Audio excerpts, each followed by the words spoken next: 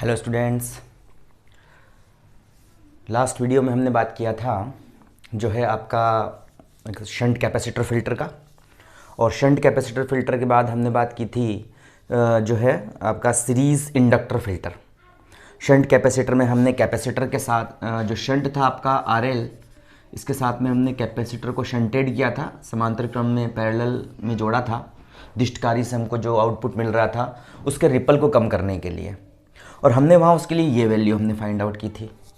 फिर हमने क्या किया था, इस लोड रेजिस्टेंस आरएल के साथ में हमने क्या ऐड किया था शंट में, सॉरी यहाँ पर इसके साथ सीरीज़ में ये हमने एक इंडक्टर को यहाँ पर ऐड किया था। सीरीज़ इंडक्टर कैपेसिटर, हमने जो सीरीज़ इंडक्टर फ़िल्टर की हमने बात की थी, और यहाँ पर ये इसके साथ में जुड़ा हुआ था, और हमने लोड को कम किया था, हमने जो है करंट को, जो आपका रिपल करंट है, जो रिपल कंपोनेंट है, उसको हमने रिमूव करके हमने ये वैल्यू फाइंड आउट की थी।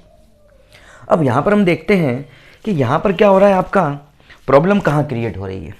प्रॉब्लम यहाँ क्रिएट हो रही है कि भाई अगर हम आउटपुट लोड आरएल को ज़्यादा कर देते हैं तो ज़्यादा करने पर क्या होता है, लोड आरएल ज़्यादा होते ही आपका आर यहाँ पर ज़्यादा हो जाता है, तो इसलिए हम लोड आरएल को ज़्यादा नहीं रख सकते।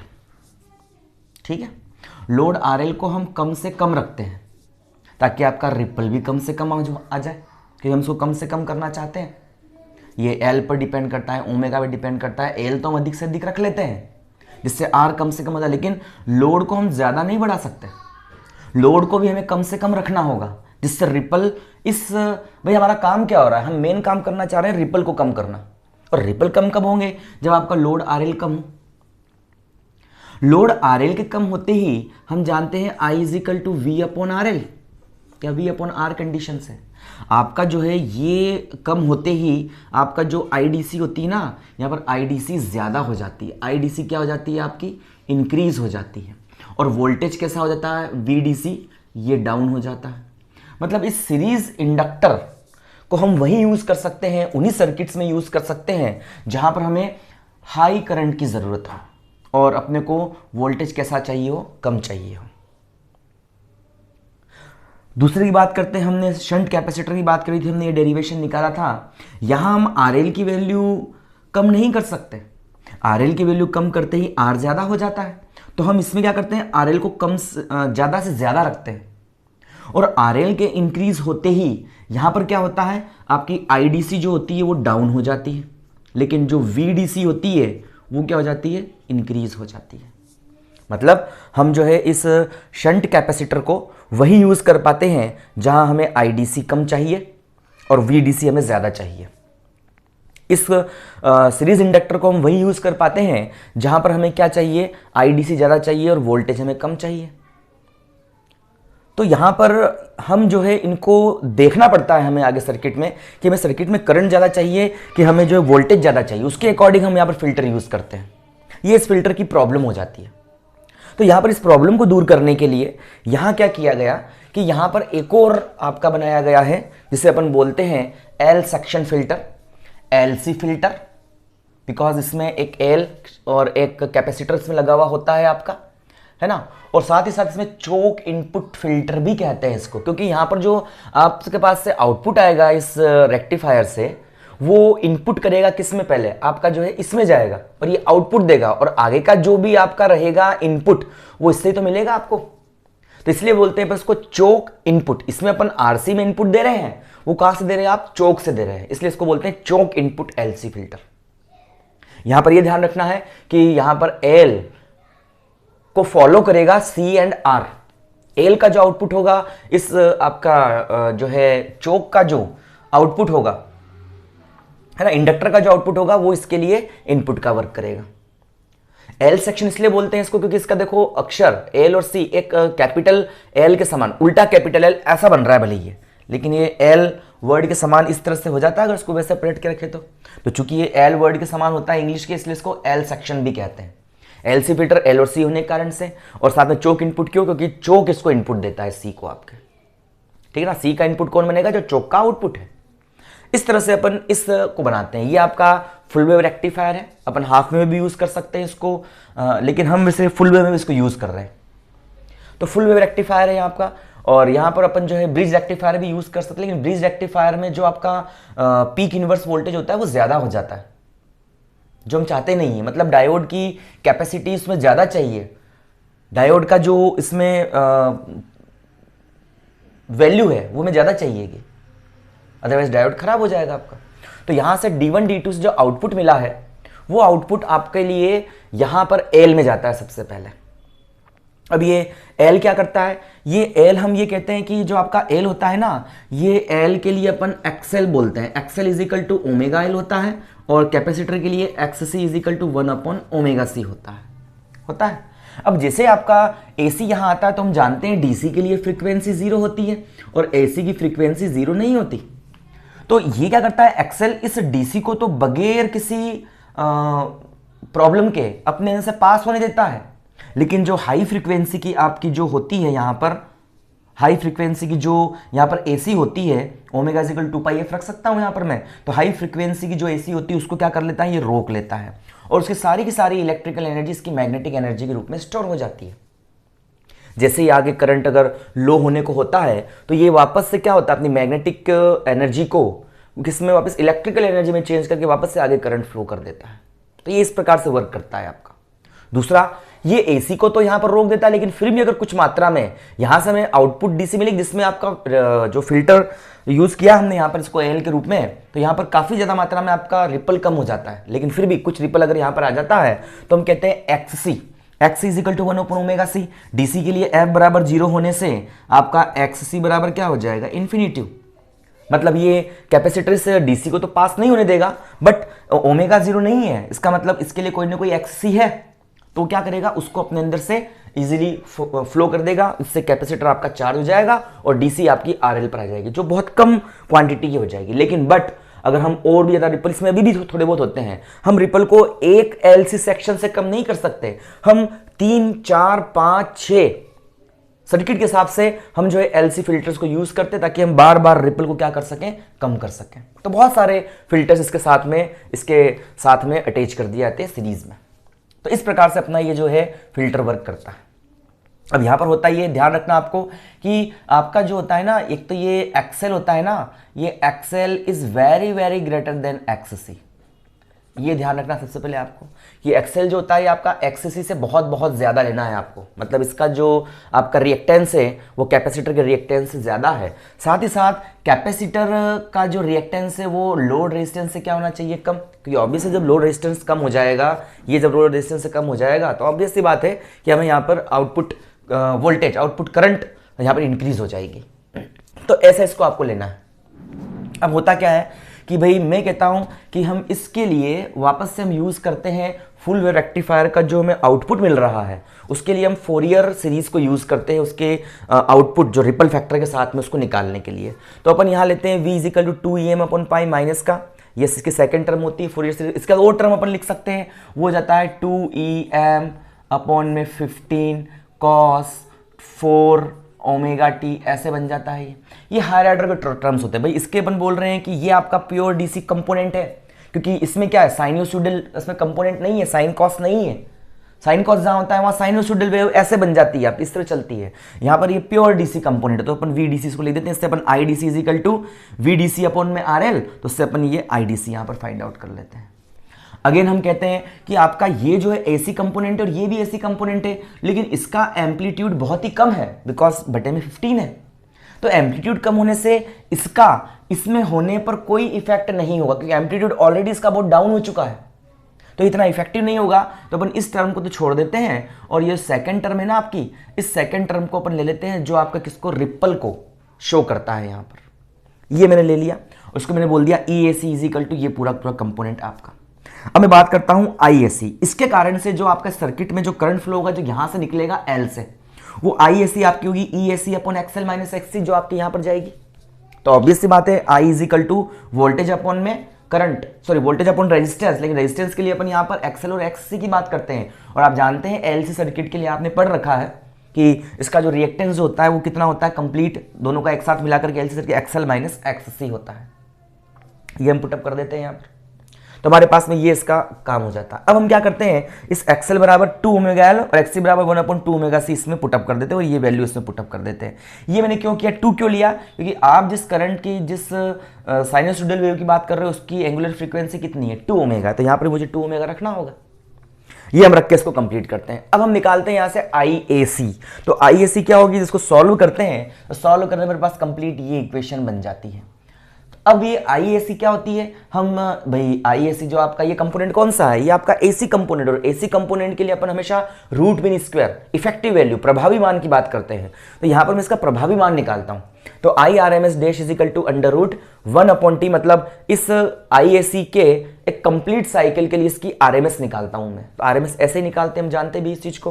तो ये RMS आपकी निकल जाती है, ये पूरी पूरी वैल्यू स्क्वायर होकर अंदर जाती है, तो उस पूरे का स्क्वायर होगा, तो ये तो ऐसा कैसा इस अंडर के बाहर निकल जाएगा, अंडर में 1/t रह जाएगा और ये बन जाएगा आपका cos square 2 omega t upon में dt। और इसकी जो वैल्यू होती है ना, ये हम जानते हैं, जब इस 1/t 0 to t cos square 2 omega t dt को सॉल्व करते हैं तो हमारे पास इसकी वैल्यू आती है 1/2, बट ये अंडर रूट के अंदर है, तो इसके कारण से 1 अपॉन में √2 ये बन जाएगा। √2 ये लिख दिया, 3 की जगह 3 है, पाई की जगह पाई, बाकी सब कुछ वैसा का वैसा आपके पास में मौजूद है। ये अपने पास में IRMS आ जाती है, IRMS डैश।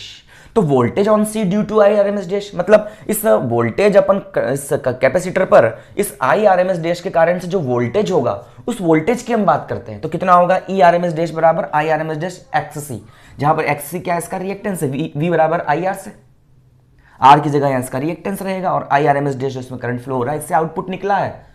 अगर थोड़ा बहुत अगर रिपल कंपोनेंट निकल भी गया तो उसकी वैल्यू कुछ इस प्रकार से होगी। हम इसी को कम करना चाहते हैं वापस से, तो ये आएगा ऐसा आपका सी के ऊपर। तो ये अपने निकाल दिया, voltage on C due to this ERMS dash is equal to IRMS dash की वैल्यू रख दी, XC की वैल्यू ये है इसे, और इसको कट पीट के ये वैल्यू अपने पास बच जाती, तो ये ERMS डैश हमको यहाँ पर निकल जाता है इसका। तो ये ERMS डैश की वैल्यू अपन ने यहाँ पर फाइंड आउट कर ली। ये क्या हो गया आपका, ये हो गया आपका किसके ऊपर, वोल्टेज ऑन, किसके ऊपर वोल्टेज हो गया आपका, तो ये वोल्टेज हो गया आपका किसके ऊपर, ये हो गया आपका कैपेसिटर के ऊपर ERMS डैश। और ऑब्वियस सी बात है कि इस वोल्टेज इस कैपेसिटर के साथ पैरेलल में आपका RL जुड़ा हुआ है, तो इतना ही वोल्टेज कहां होगा आपका, RL पर भी होगा, और उसी को अपन कहेंगे AC कंपोनेंट।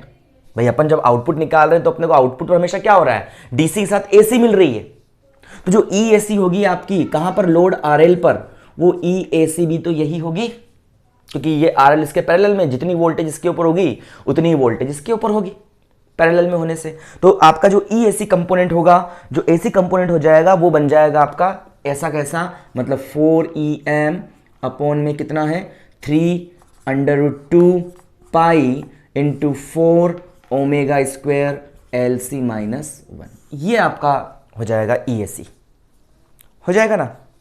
अब हम इसको आगे देखें तो EAC आपके पास में कुछ इस तरह बन जाता है, ये आपका AC कंपोनेंट है। अब रिपल फैक्टर निकालते हैं, तो रिपल फैक्टर क्या होता है, अपन लिख सकते हैं यहां पर जो आपका जो AC है अपॉन में EDC, दोनों का कंपोनेंट, तो रिपल फैक्टर क्या होगा, तो यहां लिख देता हूं ripple factor R is equal to EAC upon में EDC, आउटपुट पर जो मिल रहा है वो। तो आउटपुट पर EDC तो आपकी ये है, VDC EDC एक ही बात है, इसको EDC भी तो कह सकता हूं मैं, EDC ऐसा भी कह सकता हूं, उसमें कोई दिक्कत नहीं है।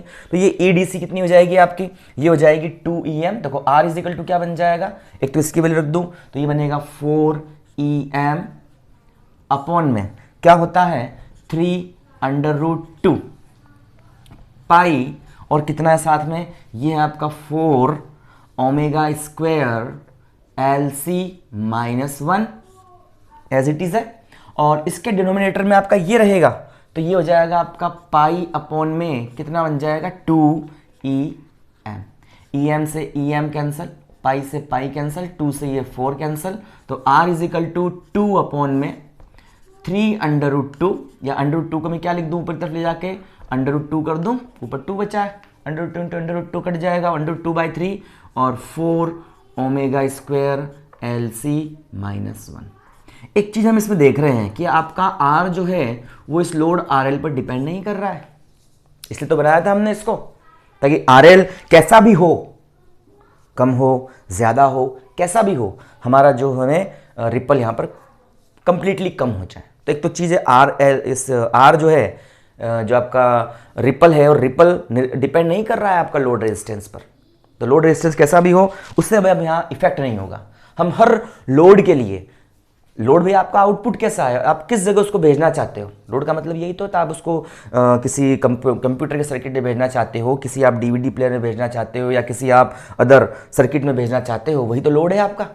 तो लोड पर डिपेंड, लोड आप कैसा भी जोड़ दो, चाहे आप कंप्यूटर जोड़ दो, चाहे आप कोई भी डिवाइस जोड़ दो उसमें, तो वो लोड पर डिपेंड नहीं करेगा लिप पर। सबसे पहली चीज़ तो ये है। दूसरा, और साथ ही साथ आर डिपेंड कर रहा है एक तो एल और सी पर।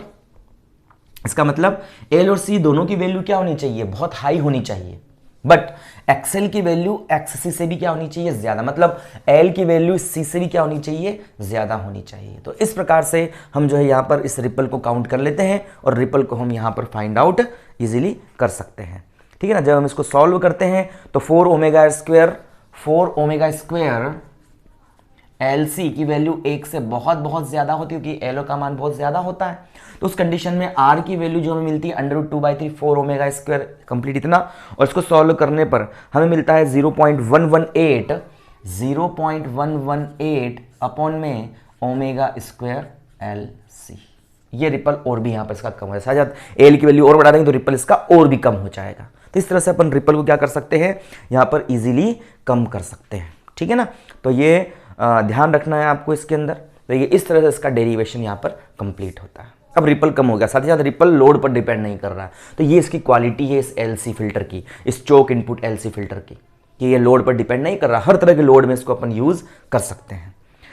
अब यहाँ पर जो है हम यहाँ से कहें तो यहाँ से अपन कुछ चीज़ें और इसके साथ में, भाई यहाँ पर जो अपन रिपल निकाला, रिपल निकाल के हमने इसको दूर भी कर दिया, कुछ चीज़ें इसमें और हैं, इसको हम यहाँ डिस्कस करने वाले हैं। तो क्या होता है इसमें कि भाई आपका ये अपन ने एलसी सीरीज इंडक्टर चोक इनपुट एलसी फिल्टर लगाया है। अब इसमें अपन बात करते हैं critical value of input inductor. Critical value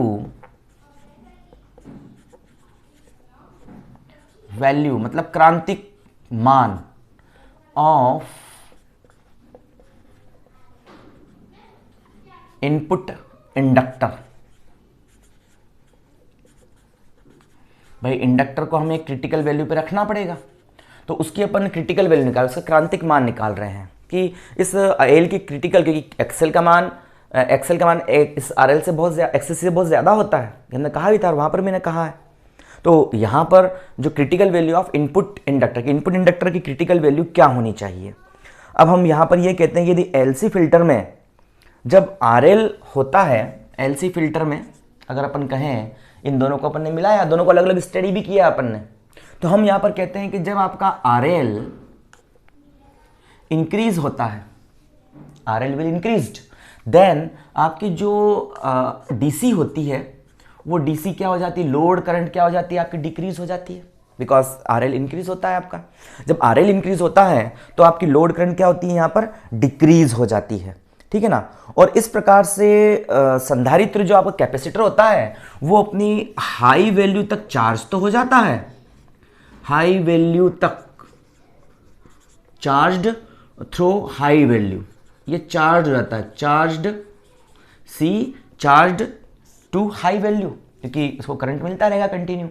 but जब आर की वैल्यू बढ़ने से आईडीसी कम हो जाती है तो भाई अब कैपेसिटर डिस्चार्ज होता है, डिस्चार्ज होता है। भाई आपको बताया था जब मैंने इसको पढ़ाया था, मैंने बताया था आपको कि भाई क्या होता है, भाई इस तरह से अपन ने करंट को इस तरह से मैंने फाइंड आउट किया था, ये चार्जिंग फिर डिस्चार्जिंग, फिर चार्जिंग फिर डिस्चार्जिंग। तो ये ऐसा क्यों हो रहा है, क्योंकि यहाँ पर क्या कर रहा है कि भाई कैपेसिटर जब डायोड D1 कंडक्ट करता है तो इसकी ऊपर वाली प्लेट पॉजिटिवली चार्ज होने लगती है, नीचे वाली प्लेट नेगेटिवली चार्ज होने लगती है। जैसे ही अपनी हाई वैल्यू तक पहुंच जाता है ना, कैपेसिटर पूरी तरह चार्ज हो जाता है। यहाँ पर आगे अपनी ईएम वैल्यू पर, इनपुट की ईएम वैल्यू तक कैपेसिटर पूरी तरह चार्ज हो जाएगा, है ना। और जैसे ही फुल चार्ज होता है ना तो क्या करता है, इस डायोड D1 का कंडक्शन रोक देता है ये, क्योंकि अब अभी तक प्लस इस पे जुड़ा हुआ था आपका और ये माइनस था, तो प्लस से ये कंडक्शन कर रहा था, नॉन कंडक्शन स्टेट में था। अब क्या होता है, इसके प्लस ये जैसे हाईली चार्ज हो जाएगा तो क्या करेगा, ये अपने पॉजिटिव वैल्यू से इसको क्या कर देगा, रिवर्स बायस्ड कर देगा। डायोड D2 तो पहले ही बंद था, अब डायोड D1 है ये भी बंद हो जाता है, तो करंट आना बंद हो जाता है इधर आगे। तो ये कैपेसिटर इसमें से डिस्चार्ज होने लगता है। जैसे ये थोड़ा सा डिस्चार्ज होता है उसी समय पोलैरिटी चेंज हो जाती है, ये माइनस और ये प्लस बन जाता है आपका। तो उससे क्या होता है, वापस से कैपेसिटर क्या होने लगता है, इस D2 कंडक्शन कारण वापस चार्ज होने लगता है। मतलब कि RL की हाई वैल्यू के लिए IDC की वैल्यू बहुत कम होती है। इसका मतलब कि जब IDC कम हो जाती है तो इस कैपेसिटर की डिस्चार्जिंग बहुत कम हो पाती है, और तुरंत इसकी पोलैरिटी चेंज होने से अब वापस से संधारित्र जो कैपेसिटर होता है वो पूरी तरह डिस्चार्ज नहीं होता, और वापस से क्या होने लगता है, वो चार्ज होने लगता है, वापस से वो चार्ज होने लगता है। और इस पर वोल्टेज क्या होता है आपका, मैक्सिमम हो जाता है। मतलब कैपेसिटर पर वोल्टेज ऑन कैपेसिटर, ये क्या रहता है आपका, इस कैपेसिटर पर वोल्टेज जो है हमेशा अधिक रहता है। एनी टाइम जो VDC होता है ना आपका, VDC ऑन कैपेसिटर, भाई डिस्चार्ज ही नहीं हो रहा है तो थोड़ा सा हुआ, क्योंकि लोड करंट कम है और लोड करंट इसको डिस्चार्ज करता है। जैसे ही ये थोड़ा सा डिस्चार्ज होगा तुरंत पोलैरिटी चेंज होगी, वापस से चार्ज करना चालू कर देगा। मतलब संधारित्र पूरी तरह डिस्चार्ज होगा ही नहीं, वापस चार्ज होना चालू हो जाएगा। इस कारण से जो VDC ऑन कैपेसिटर, जो कैपेसिटर पर जो VDC होती है ना, ये एनी टाइम क्या होती है, मैक्सिमम होती है आपकी, ये कभी भी घट नहीं पाती है, हमेशा कैपेसिटर पर VDC मैक्सिमम होती है। ठीक है ना, तो ये इसमें रहता है। अब यदि अपन ये कहें कि आपका लोड RL में घटाता हूं, तो लोड RL के कम होने पर क्या होगा, जैसे लोड RL कम होती है तो IDC की वैल्यू क्या हो जाती है आपकी, इंक्रीज हो जाती है। उल्टा भी सही होगा इसका, IDC की वैल्यू इंक्रीज होती है, इसका मतलब जो कैपेसिटर होता है वो डिस्चार्ज होने लगता है इसके अंदर से। और डिस्चार्ज जब ये होता है तो डिस्चार्ज होने से क्या है, काफी हद तक डिस्चार्ज हो जाएगा ये, बहुत ज्यादा, क्योंकि एकदम से करंट इंक्रीज हो गया तो ये हाईली डिस्चार्ज हो जाएगा। जितना चार्ज होगा नहीं उतना, उससे ज्यादा क्या बन जाएगा, ये हाईली डिस्चार्ज हो जाएगा, हाईली डिस्चार्ज हो जाता है, डिस्चार्ज्ड कौन, कैपेसिटर हाईली डिस्चार्ज हो जाता है। और इससे हाईली डिस्चार्ज होने से जो इस पर एक हमको एवरेज DC वोल्टेज चाहिए, वो एवरेज DC वोल्ट इसके ऊपर मिलता नहीं है, बल्कि इसका वोल्टेज जो होता है ना कैपेसिटर पर, ये एवरेज DC वोल्ट से क्या होता है, कम होता है। हम यहाँ पर 10 वोल्ट चाहते हैं, तो पहले 10 वोल्ट ज़्यादा ही मिल रहा था मुझे। अब जब मैं दूसरी कंडीशन यूज़ कर रहा हूँ तो इसमें क्या हो रहा है कि ज़्यादा एकदम से करंट बहुत हाईली डिस्चार्ज होता है, हाईली डिस्चार्ज होने से एकदम वोल्टेज इसका डाउन हो जाता है, इतना डाउन हो जाता है कि इसकी जो एवरेज DC है उससे भी कम हो जाता है। रहना चाहिए इसको 10 वोल्ट, लेकिन 10 वोल्ट से भी इसके टर्मिनल पर वोल्टेज क्या होता है, बहुत ही कम हो जाता है। ठीक है ना, तो ये कंडीशन इसमें हो जाती है। अब क्या होता है कि यहाँ पर धारा बढ़ने के साथ, अब जैसे इसमें करंट बढ़ता है, करंट फ्लो हो रहा है, तो ये अपना जो इसको जोड़ने का फायदा बता रहा हूं मैं, क्या फायदा है एल को जोड़ने का। जैसे करंट आपका फ्लो होता है तो इसका प्रभाव, इसका इफेक्ट क्या होता है, जो आपका इंडक्टर होता है ना एल, इस इंडक्टर का इफेक्ट बढ़ जाता है, इंडक्टर का इफेक्ट यहां पर बढ़ जाता है। इंडक्टर क्या करता है, यहां से ज्यादा करंट को IDC को पास करने लगता है, और वो मजबूर करता है इस डायोड D1 और D2 को कि ये जो है ज्यादा समय तक कंटिन्यूअसली क्या करे, कंडक्शन करे। बिल्कुल वो तो चाहेगा ना कंटिन्यू करंट, क्योंकि करंट कंटिन्यू फ्लो हो रहा है आपका, तो ये भी कंटिन्यू करंट को फ्लो करना चाहेगा। तो उसके लिए डायोड और D1 और D2 जो भी आपका फॉरवर्ड बायस में है उसका टाइम बढ़ जाता है, फॉरवर्ड बायस होने का। जैसे मैंने कैपेसिटर का था, कैपेसिटर इसको बार बार क्या कर रहा था, इसको रिवर्स बायस कर रहा था, लेकिन जब ये कंडीशन मैंने लगा दी तो हाईली डिस्चार्ज हो जाएगा आपका कैपेसिटर, और उस समय वोल्टेज बहुत डाउन हो जाएगा, जिससे हाईली डिस्चार्ज होने से हाईली करंट यहां पर फ्लो होगा। उस हाईली करंट के फ्लो होने से ये एल भी क्या करेगा, कंटिन्यूअसली यहां पर करंट फ्लो करेगा, और ये इंपॉर्टेंट हो जाएगा इस टाइम पर। ये क्या करेगा, ये आपका जो है इसकी टाइमिंग जो है, जैसे अपन आपका कंडक्शन एंगल भी कहते हैं, उस टाइमिंग को, उसे कंडक्शन की टाइमिंग को क्या कर देगा, ये इंक्रीज कर देगा। जैसे डायोड D1 पहले के कंपैरिजन में अब ज्यादा टाइम तक क्या रह पाएगा, आपका जो है कंडक्शन स्टेट में रह पाएंगे डायोड, जो भी आपका यहां से काम चल रहा है वो वाला। ठीक है ना, तो इस तरह से ये कंडीशन इसकी हो जाएगी। अब हम यहां पर कहें कि यहां पर लोड धारा जैसे ही आपकी IK तक पहुंचती है, भाई आपकी करंट कंटिन्यू बहती जा रही है, और लोड करंट जैसे ही आपकी IK तक पहुंच जाती है ना, IK, ये IK तक जैसे ही आपकी लोड करंट पहुंचती है तो IK की स्थिति में उससे अधिक लोड धारा के लिए डायोड का निरंतर चालन होता है ना। मतलब पहले तो क्या है कि करंट इसमें से IDC फ्लो होता जा रहा है, लेकिन जैसे इससे बहने वाला करंट एक फिक्स करंट IK तक पहुंचता है तो आपका जो डायोड D1 एंड D2 है ना, तो डायोड D1 का टाइम, कंडक्शन टाइम क्या होता है, इंक्रीज हो जाता है इस IK करंट के लिए। भाई पहले तो ठीक है IDC नॉर्मल बह रही है तो ये ठीक है, ये भी अपना कंडक्शन कर रहा है, लेकिन जैसे ही यहां से बहने वाला करंट, कंटिन्यू करंट फ्लो होगा इसके अंदर, और करंट की वैल्यू बढ़ती जाएगी। जैसे इस करंट की वैल्यू IK तक पहुंचती है तो डायोड D1 का जो कंडक्शन टाइम होता है ना, ये कंडक्शन टाइम इंक्रीज हो जाता है। मतलब अब डायोड जो होता है ना, ज्यादा समय तक आपका कंडक्शन कर पाता है। डायोड D1 का इंक्रीज टाइम, जिसको अपन बोलते हैं कंडक्शन एंगल, वो इसका बढ़ जाता है। ठीक है ना। और यहां पर अब क्या करता है, ये आपका वोल्टेज रेगुलेशन भी करने लगता है। क्यों? क्योंकि ये तो करंट को कम करना चाहेगा, ये ज्यादा डिस्चार्ज हो गया तो ये डिस्चार्ज हो जाएगा, होते ही क्या होगा, अधिक से अधिक करंट फ्लो हो जाएगा इसमें से, तो ये करंट को फ्लो बंद करना चाहेगा क्योंकि वोल्टेज का डाउन हो चुका है। इस कंडीशन में इस करंट को बनाए रखने के लिए एल ज्यादा इफेक्टिव हो जाएगा।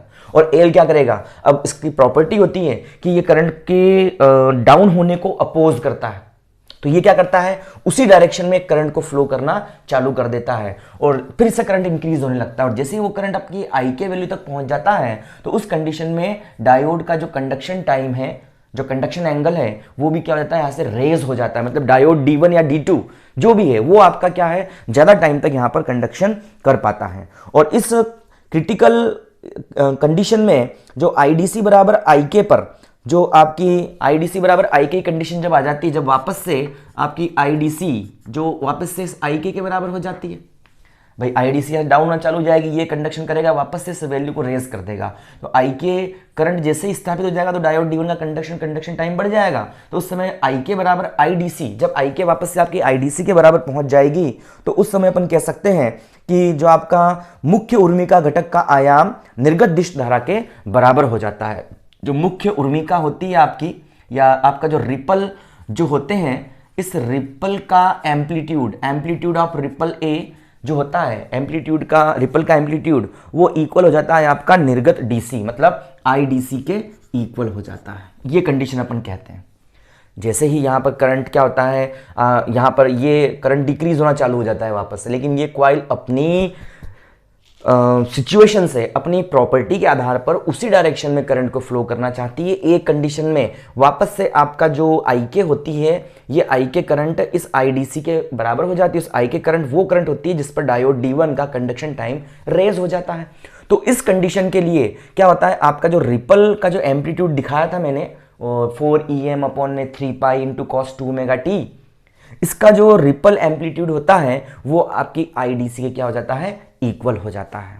तो हम ये कंडीशन निकाल रहे हैं यहां पर, तो रिपल का एम्पलीट्यूड आपका IDC के इक्वल हो जाता है। अब जो निर्गत DC अपन ने कही थी, IDC कितनी आई थी आपकी, तो IDC में कहता हूं IDC is equal to EDC upon में क्या हो जाएगा आपका रेजिस्टेंस, तो 2Em अपॉन में पाई R क्या हो जाएगा, 2Em अपॉन में पाई R। R क्या है, यहां पर मैं RL नहीं रख रहा हूं, मैं R की वैल्यू को फाइंड आउट करना चाहूंगा कि R की वैल्यू क्या होनी चाहिए इसमें, तो 2Em अपॉन में पाई RL रख दिया इसको मैंने। यही होती है IDC, तो थी 2Em अपॉन में 2Vm अपॉन में पाई, और E अपॉन में R is equal to IDC निकल जाए, तो IDC हो जाएगी आपकी 2Em अपॉन में पाई R, ये होगी। और साथ ही साथ जो आप अगर कहेंगे तो जो द्वितीय जो आपका कंपोनेंट आया था, है ना, जो अपने पास में रिपल कंपोनेंट था, उस रिपल कंपोनेंट की अपन जो है अगर मैक्सिमम बात करें तो IAC का मैक्सिमम वैल्यू, IAC की मैक्सिमम वैल्यू का जो कंपोनेंट होता है A, वो किसके बराबर होता है, IDC के बराबर होता है। तो IAC का मैक्सिमम कंपोनेंट क्या रहेगा आपका, वो होता है 2Em अपॉन में 3 पाई, यही तो था आपका। और साथ में चूंकि बिकॉज ऑफ अपन IAC की बात कर रहे हैं इसके अंदर, तो इसमें मुझे इसका लेना पड़ेगा रिएक्टेंस, और वो बोल दूंगा इसको मैं Z, ठीक है ना।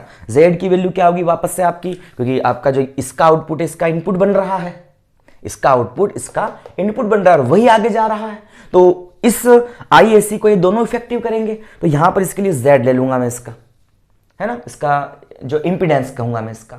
तो क्या होगा, Z की वैल्यू देखो 2Em अपॉन में 3 पाई इंटू Z, भाई IAC निकाले तो IAC क्या है आपका, और cos 2ωt था ना, cos 2ωt, लेकिन 2ωt की मैक्सिमम वैल्यू कितनी होती है, 1 होती है, तो इसको तो अपन यहाँ से रिमूव कर देंगे। अपन सिर्फ एम्पलीट्यूड की बात कर रहे हैं कि रिपल के जो सेकेंड टर्म का जो मैक्सिमम एम्पलीट्यूड है वो आपकी IDC, इसके यहाँ पर आने वाली करंट की क्या होगा, इक्वल होगा। तो IDC तो मैं निकालने पहले निकाल चुका था, IAC मैक्सिमम निकाल दो तो 2Em अपॉन में 3 पाई, और यहाँ पर Z करना पड़ेगा, V बराबर I is equal to V upon R, ये तो वोल्टेज का आपका एम्पलीट्यूड 4Em, सॉरी ये 4Em अपॉन में 3 पाई है, है ना, ये इसका मैक्सिमम एम्पलीट्यूड है। और साथ ही साथ यहाँ पर मैं इसको ले लेता हूँ इसका जो है एडमिटेंस, मतलब इसकी प्रतिबाधा, है ना, रिएक्टेंस से अपन एडमिटेंस लेंगे, तो यहाँ पर ये एडमिटेंस हो जाएगा, इसकी प्रतिबाधा हो जाएगी, तो ये आपका Z यहाँ पर ले लेता हूँ मैं। अब यहाँ से IAC मैक्सिमम को अगर कहता हूँ मैं, तो IAC मैक्सिमम ये वैल्यू इसके बराबर हो जानी चाहिए, यही तो हम कह रहे हैं इसके अंदर, तो दोनों को बराबर रख दें अपन इसके अंदर। तो जब दोनों को बराबर रखते हैं तो 4em अपॉन में 3 पाई, और इस Z की जगह रख दूंगा मैं omega L XL minus XC, तो ओमेगा एल माइनस 1 अपॉन में ओमेगा C, यही तो रखूंगा मैं इसको। और साथ में आपका क्या IDC क्या है, 2em अपॉन में कितना है पाई, और ये R है आपका। em से आपका em कैंसिल, पाई से आपका पाई कैंसिल, 2 से ये 4 कैंसिल, 2 बचा, जो बचा उसको लिख ले पहले, ओमेगा एल और 1 अपॉन ओमेगा C, इसको हम सॉल्व कर ले। और यहाँ पर मैं कहता हूँ कि ओमेगा एल, देखो 2 ओमेगा लेना पड़ेगा मुझे यहाँ पर, 2 omega L is greater than 2 omega C। और यहाँ पर मैं कंडीशन क्या लगा दूँ, यहाँ पर मैं कंडीशन लगाता हूँ, क्या कंडीशन, कि इसमें मैं कह रहा हूँ कि आपका 2 ओमेगा एल है is very very greater than 1 upon 2 omega C। ये कंडीशन भी तो ली है मैंने, इसलिए तो लिया था मैंने इसको। तो अपन 2 ओमेगा C को नेग्लिजिबल मान के क्या कर लूँ, लगभग 2 ओमेगा एल, इस वाली टर्म को मैं कह सकता हूँ। तो क्या बचेगा मेरे साथ में यहाँ पर 2 अपॉन में 2 ओमेगा एल, ये बच जाएगा, बाकी ये तो 0 हो चुका, साथ में 3 भी है आपका, तो इंटू 3 भी साथ में आपका जुड़ा हुआ है। और यहाँ से क्या बच जाएगा आपका 1 अपॉन में R, ये 2 से ये 2 भी कैंसिल हो जाएगा आपका, तो R इजिकल टू कितना बन जाएगा आपका 3 ओमेगा एल, या L इजिकल टू निकाल सकते हैं R अपॉन में 3 ओमेगा। ये R इजिकल टू 3 ओमेगा रहता है, मतलब ये रेजिस्टेंस की वो वैल्यू है जिसके लिए हमारे पास में ये करंट फ्लो होना चालू हो जाता है, इसी की वैल्यू मैंने निकाली है। तो ये रेजिस्टेंस की वो वैल्यू होगी, यहां पर लिया देखो R मैंने, तो ये रेजिस्टेंस की वो वैल्यू जिसके लिए अपने पास में I की करंट फ्लो होना चालू हो जाता है। तो इस कंडीशन में मैं IDC को रख सकता हूं यहां पर। देन अगेन मैं अब IDC निकालना चाहता हूं, तो अगेन IDC क्या होगी आपकी, तो IDC that's is equal to 2em upon में ये पाई है आपका, और साथ में कितना है इंटू 3 ओमेगा एल, ये आपकी IDC। मतलब IDC की इस वैल्यू के लिए आपका जो है यहाँ पर I के करंट फ्लो होता है। I के करंट वो करंट होता है जिस पर डायोड D1 क्या होता है, उसका कंडक्शन टाइम इंक्रीज हो जाता है और वो कंटिन्यूअसली यहाँ से करंट को फ्लो करता रहता है। तो इस तरह से अपन यहाँ कंडीशन निकाल लेते हैं, और IK का मान यहाँ पर हम कम से कम रखते हैं। हम ये चाहते हैं कि काफ़ी जल्दी ही यहाँ पर ये दोनों करंट क्या हो जाए, IDC और IK एक दूसरे के इक्वल हो जाए। तो IK की वैल्यू को हम कम से कम रखते हैं, और इस IK की वैल्यू को कम से कम रखने के लिए यहाँ पर IK इस IDC के बराबर, देखो ये कह के भी रहा हूँ मैं, और इसको IK भी कह सकता हूँ मैं। तो IK की वैल्यू कम से कम रखने के लिए L का मान क्या रखा जाता है, ज़्यादा से ज़्यादा रखा जाता है, क्योंकि बाकी पर हम कंट्रोल नहीं कर सकते, तो हम L के मान को क्या कर देते हैं, ज़्यादा से ज़्यादा रखता है कि IK की वैल्यू क्या हो जाए आपकी, कम हो जाए। मतलब कि कम IK की कम वैल्यू पर ही IDC और IK एक दूसरे के इक्वल हो जाए, ठीक है ना। मतलब IK वो वैल्यू जिस पर डायोड D1 का कंडक्शन टाइम बढ़ जाता है, और हम चाहते हैं काफी जल्दी इस डायोड D1 का कंडक्शन टाइम बढ़ जाए। इसके लिए हम क्या करते हैं, IK को यहां पर कम से कम रखने की कोशिश करते हैं, जिसके लिए L का मान ज्यादा लिया था। तभी तो मैंने कहा था उस टाइम पर कि XL का मान is very very greater than XC, बहुत ज्यादा लिया जाता है। तो ये आपकी कंडीशन यहां पर हो जाती है। ये होती है critical value of input inductor. Input inductor की क्रिटिकल वैल्यू क्या होगी, मैक्सिमम होगी, ताकि IK क्या रहे आपका, मिनिमम रहे। सुन लेना, फिर से बता देता हूं। क्रिटिकल वैल्यू LC सर्किट में जब RL इंक्रीज होता है तो IDC डिक्रीज होता है, और कंडक्टर जो आपका कैपेसिटर C होता है वो चार्ज हो जाता है। लेकिन यहां पर इसकी चार्ज हाई वैल्यू तक भले हो जाएगा, लेकिन चूंकि यहां पर IDC की वैल्यू बहुत कम है, तो इसका डिस्चार्जिंग बहुत ही लो हो पाएगी। थोड़ी सी डिस्चार्जिंग होगी नहीं, किसका, इसकी कंडक्शन चेंज हो जाएगी, ये प्लस पे आ जाएगा वो माइनस पे आ जाएगा, तो ये वापस से इसको चार्ज करना चालू कर देगा, जिससे क्या हो जाएगा, VDC जो रहेगी कैपेसिटर पर वो एक निर्धारित वैल्यू से ज्यादा मिलेगी हमें, क्योंकि करंट कम है आपका। लेकिन अगर हम RL की वैल्यू कम कर दे तो IDC बहुत ज्यादा बढ़ जाती है। IDC इतनी तेज बढ़ जाती है कि कंडक्टर काफी हाईली, बहुत हाई वैल्यू के साथ में क्या होता है, डिस्चार्ज होने लगता है। ये जब हाई वैल्यू से डिस्चार्ज होता है तो यहां पर वोल्टेज एकदम से डाउन हो जाता है, जो आपकी VDC की जो एवरेज वैल्यू होती है वह बहुत कम हो जाती है, जो वैल्यू उसकी हमें चाहिए उससे।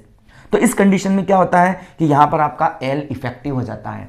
L की क्वालिटी होती है कि वो सेल्फ इंडक्शन पर वर्क करता है, और वो इस करंट को फ्लो होने से, बंद होने से रोकता है। तो ये खुद कंडक्शन चालू कर देता है और अपनी वैल्यू को ये आई के तक इंक्रीज कर देता है। आई की वैल्यू वो वैल्यू होती है जिस पर डायोड D1 का कंडक्शन टाइम बढ़ जाता है। अब डायोड D1 या D2 कोई भी जो पहले 10 सेकंड के लिए कंडक्शन कर रहा था वो 15 सेकंड के लिए कंडक्शन करने लगता है, तो कंडक्शन टाइम क्या होता है, इसका इंक्रीज हो जाता है।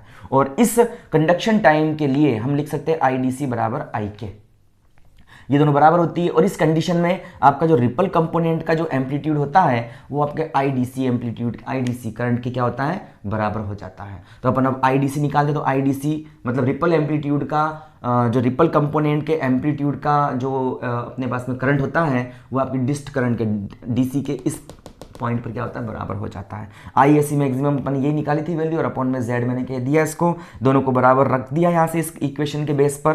तो यहाँ से मैंने इस R की वो वैल्यू फाइंड की जिस पर जो है हमारे पास IDC बराबर IK की कंडीशन आती है, उस वैल्यू को मैं इसमें ला के रख देता हूँ और ये वैल्यू इसके बराबर हो जाती है। अब तो यहाँ पर हमारे पास L की मैक्सिमम वैल्यू अपन रखते हैं, L की वैल्यू है क्रिटिकल वैल्यू होनी चाहिए। तो क्रिटिकल वैल्यू होने के लिए L का मान ज़्यादा रखा जाता है ताकि आपका IDC का मान कम रहे। हम IDC जैसी चाहते हैं क्योंकि हम IK और IDC एक दूसरे के इक्वल, और हम इस टाइम को क्या, कंडक्शन टाइम को डिक्रीज करना चाहते हैं ताकि ज़्यादा जल्दी से जल्दी आपका डायोड D1 क्या हो जाए, कंडक्शन स्टेट में पहुंच जाए, इसका कंडक्शन एंगल बढ़ जाए। तो उसके लिए L के मान को मैक्सिमम से मैक्सिमम रखा जाता है। तो अपन जो IK चाहते हैं, जिस टाइम पर अपन इसको कंडक्शन कराना चाहते हैं, उस टाइम के बेस पर अपन इस जो रिएक्टेंस की जो भी अपन जो इंडक्टर है, इस इंडक्टर की वैल्यू अपन यहाँ पर फाइंड आउट कर सकते हैं। एक चीज और है इसके अंदर, वो है आपका ब्लीडर रेजिस्टेंस। ये ब्लीडर रेजिस्टेंस क्या होता है, ब्लीडर रेजिस्टेंस, इस ब्लीडर रेजिस्टेंस को अपन यहां पर ऐड करते हैं। तो ये ब्लीडर रेजिस्टेंस आपका होता क्या है, तो होता ये है कि यहां पर लोड प्रतिरोध अधिक जब हो जाता है, आप RL जो है, अगर सपोज कर हमने हाई लोड रेजिस्टेंस जोड़ दिया इसके अंदर, अब क्योंकि यहाँ पर तो भी हाई लोड रेजिस्टेंस जोड़ रखा है मैंने, क्योंकि यहाँ पर अपन देख रहे हैं RL और डिपेंड कर रहा है ये, तो हाई लोड रेजिस्टेंस पे क्या हो जाता है, जैसे अपन हाई लोड रेजिस्टेंस जोड़ देते हैं तो लोड धारा जो होती है आपकी, मतलब जो IDC जो हो जाती है वो IK से कम हो जाती है। फिर से भाई हाई लोड रेजिस्टेंस रहेगा तो ऑब्वियसली मतलब करंट डाउन होगा, और वो करंट होना ये चाहिए आपका, लेकिन ये करंट क्या होता है आपका, इस क्रिटिकल जो आपका करंट है जिस पर diode D1 conduction time increase होता है, तो IDC इससे क्या हो जाती है, कम हो जाती है। तो हम क्या करते हैं, इस लोड RL की वैल्यू को भले इंक्रीज हो जाता है, लेकिन इसके साथ में अपन क्या करते हैं, इसके साथ में पैरेलल में एक और रेजिस्टेंस अपन यहाँ अटैच कर देते हैं, इस RL के साथ में एक और रेजिस्टेंस अटैच कर देते हैं यहाँ पर, जिससे पैरेलल में दो रेजिस्टेंस आने से जो इफेक्टिव रेजिस्टेंस क्या हो जाता है, यहाँ पर डिक्रीज हो जाता है। और डिक्रीज होने से ये अब IDC को कम नहीं होने देता और ये फिर से IDC की वैल्यू को IK के इक्वल ले आता है। इसी लोड रेजिस्टेंस को, इसी जो पैरेलल रेजिस्टेंस को अपन क्या बोलते हैं, ब्लीडर रेजिस्टर कहते हैं, जो डिपेंड करता है कि आपका लोड कैसा है ना। तो लोड कैसा है, लोड पर डिपेंड करता है, क्योंकि देखो आपका रिपल फैक्टर डिपेंड नहीं कर रहा था, लेकिन यहां पर अपन देख रहे हैं तो ये ओमेगा एल किसके बराबर है, R के इक्वल है, मतलब यहां पर IDC आपकी इस R पर डिपेंड आ रही है इस कंडीशन में। तो जब IDC इस R पर डिपेंड कर रही है तो उस कंडीशन में जब RL की वैल्यू एकदम से इंक्रीज होती है तो IDC बहुत कम हो जाता है और ये इस IK से कम हो जाता है। हम इसको बराबर रखना चाहते हैं ताकि अपन ये जो अपन ने किया है इसका अपन उपयोग कर सके, RL की वैल्यू को अपन मैक्सिमम रख सकें। L की वैल्यू को मैक्सिमम रखने अपन ने IK को कम किया है और IK IDC के इक्वल होना चाहिए ताकि ये ऐसी कंडीशन मिल जाए हमें, लेकिन IDC की वैल्यू IK से बहुत कम हो जाती है। जो आउटपुट पर IDC मिलती है वो इस वैल्यू से, जिस पर कंडक्शन टाइम इंक्रीज रेज होता है इस डायोड का, उससे कम हो जाती है ये उस करंट से। तो हम चाहते हैं कि वो करंट दोनों अगेन बराबर रहे, तो इस RL के साथ में हम पैरेलल में एक और रेजिस्टेंस जोड़ देते हैं। इस रेजिस्टेंस के जोड़ने से इफेक्टिव रेजिस्टेंस क्या होता है आपका R इक्विवेलेंट, वो डिक्रीज हो जाता है और वो इस तरह से डिक्रीज होता है कि IDC अगेन आपकी IK की क्या हो जाती है, इक्वल हो जाती है। और इस प्रकार से हमें जो है यहाँ पर इस रेजिस्टेंस को अपन ब्लीडर रेजिस्टेंस यहाँ पर कहते हैं। तो इसमें यहाँ पर इतना ही था अपने पास में। अगले वीडियो में हम यहाँ बात करेंगे अगले वाले जो है पाई सेक्शन फिल्टर की।